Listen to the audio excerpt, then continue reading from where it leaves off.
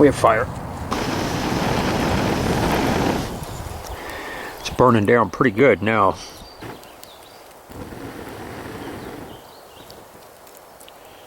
Just wasted all this time and effort.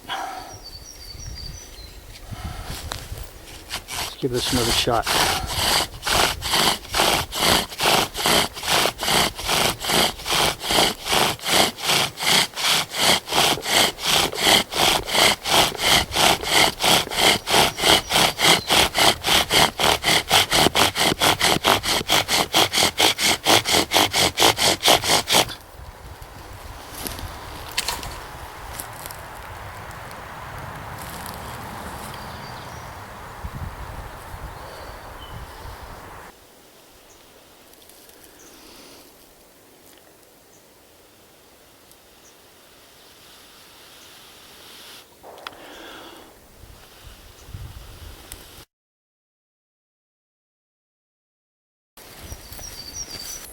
Hello, welcome back to another episode from Pale Horse Survival and Tactical. I'm Bill, glad you could join me. Today we're going to take a closer look at rawhide. I recently shot a video on rawhide containers and their use for water purification or cooking. And I thought I'd have a little more in-depth discussion on rawhide and some of its uses. I had a few people ask me, they said, you didn't show how to make the container.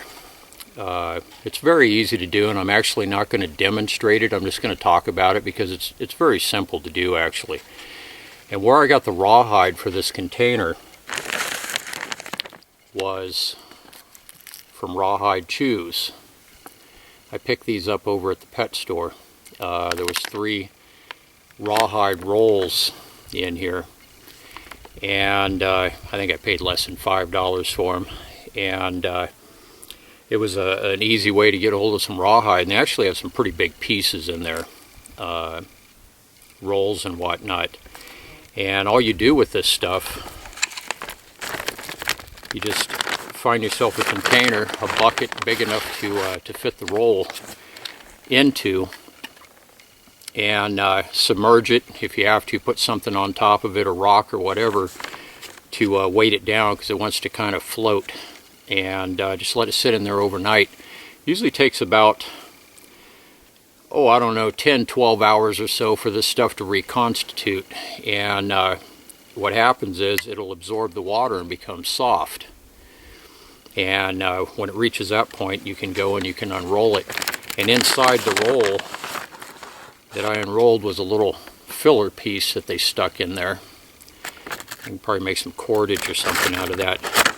But when it's fully reconstituted, it's kind of like a wet rag, and so that's your piece of rawhide. And all rawhide is untanned animal skin, either whether it's a pelt or a hide.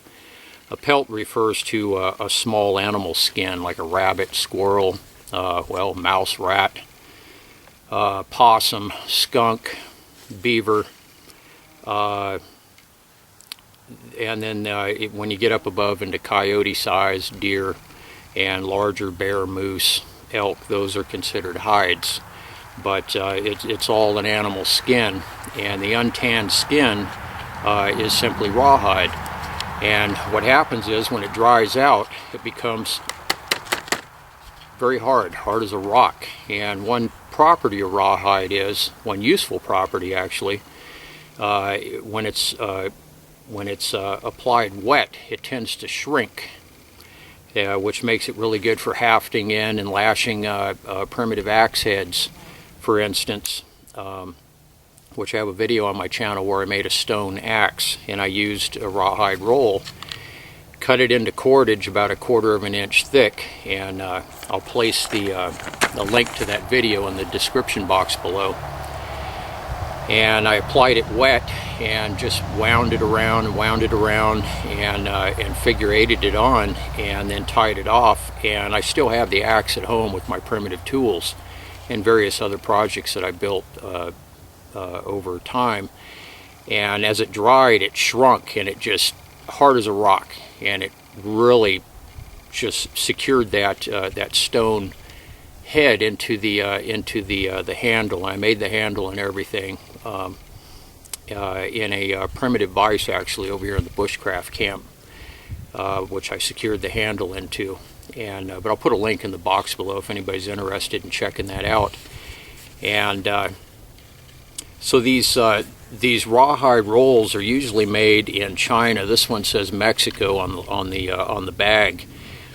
I would not personally recommend using these. If you make a container out of them, it's fine if you want to practice or whatever, but I wouldn't attempt to drink any water that you purify in one of these as a container, or eat any food, because for the simple fact, I don't know what chemicals the skin was exposed to, so we don't know the origin of it, the story behind it. So really, I personally wouldn't recommend it, and I don't recommend anybody else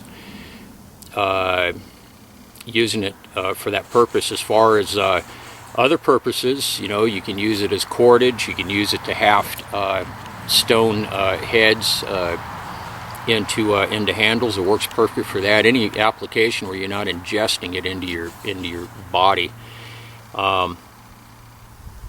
You can use rawhide for moccasin soles. It works really good for that. It's very tough.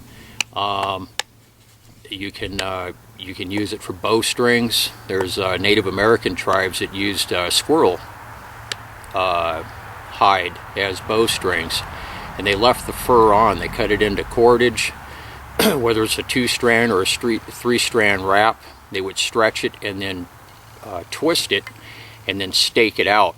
They'd have it anchored and then pulled and then staked after it's twisted tight, and they'd leave the fur on it, and once it's dry, it makes an outstanding bowstring, and a very tough bowstring at that. But with the fur left on it, it acts as a built-in natural string silencer. So down the road, when opportunity presents, I'll probably do some videos on that type of thing.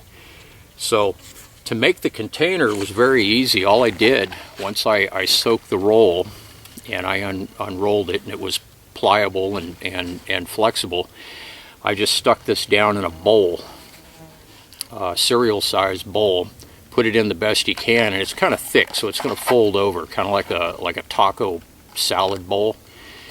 So you're going to get the creases or whatnot, but you want to put it in as best you can. And then I took a smaller bowl and I just stuck that down inside the larger bowl that this was in. Put it down in there nice and tight, and then it's summertime, it's hot, and I just stuck it out in my truck on the dash, and I let the sun cook it dry.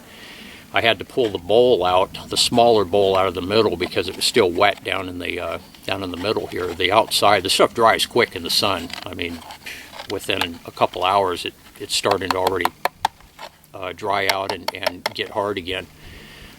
So I put a full bottle of water down inside, so it would more air and the heat would get inside to harden it up. Now, in a primitive situation, if you skin an animal and you need to make a container, it's very simple. Just find yourself a piece of dry ground, preferably sandy. Scoop out a depression to the size and the shape and the depth of the bowl that you want to make, and then just take your wet piece of rawhide, stick it down in there, and then on top of that you can put small smooth stones to weight it down, and that'll probably work pretty good that way. It was just an off-roader, somebody out four-wheeling. Anyways, put some smooth small stones down inside. You could probably even put sand. Dry sand tends to absorb moisture, and basically just let it sit. And wherever you excavate out your little depression in the ground, do it in a sunny location so it's getting a lot of sun, and that'll help cook the water out of it. And then once it's just about dry, just pull it up out of there, and you can always flip it over upside down when it's holding its shape, and let the sun finish the drying process, and you're good to go. If you're in a hurry for a container in a primitive situation, in order to purify water, for instance, Once you skin the animal and you flesh the hide, you just scraping the flesh and tissue off the inside. You can leave the fur on if you're in a big hurry. That'll just be on the outside of the container. It's not going to hurt anything, and you can use it that way. Removing the fur, I'm going to do some videos on brain tanning down the road when I'm able to get to that and invest the time into it. I'll show how to remove the fur using a slurry from your campfire ashes, which makes lye, and you rub it into the fur and roll it up, let it sit for several hours or overnight, and the fur comes right off. It's a real easy way to get rid of the fur.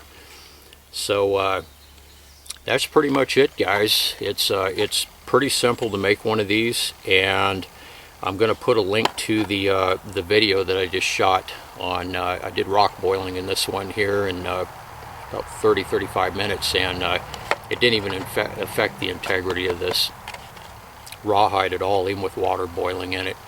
So it definitely worked great for water purification in a primitive situation. It's a good durable container, and you can even cook in one of these. You make one that's bigger, and using the hot rock boiling technique, if you want to make a primitive soup or a stew, you had to cook some meat, put some greens in there or whatever, it'll definitely work. So that's pretty much it. I mean, it's not that difficult to do. But again, I wouldn't try using the rawhide chews if you're going to put anything in here and to ingest it. I just wouldn't do it. But it's fine for practice, and like I said, there's these the rawhide here. It comes in handy for a lot of other purposes and projects. So, anyways, guys, I hope you enjoyed the video as much as I enjoyed making it today. Please like, subscribe, and share, and I will see all of you very soon on the next one. Everybody take care. Bye-bye.